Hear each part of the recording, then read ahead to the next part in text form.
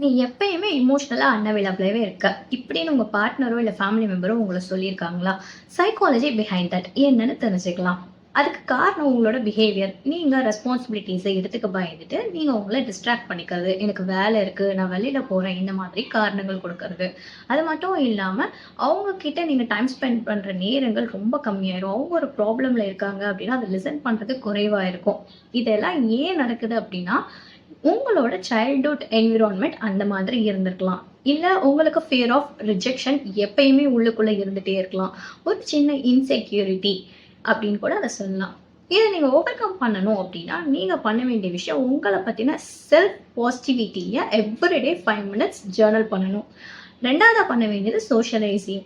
உங்களுக்கு தெரிஞ்சவங்க கிட்ட எவ்ரிடே ஒரு 5 மினிட்ஸ் ஃபோன்ல பேசுதோ, இல்ல நேர்ல போய் மீட் பண்ணி பேசுதோ கூட உங்களோட செல்ஃப இம்ப்ரூவ் பண்றதுக்கு சப்போர்ட் பண்ணும். உங்களுக்கு தெரிஞ்ச இந்த எமோஷனல் அன்அவைலபிளான பெர்சன டேக் பண்ணி விடுங்க.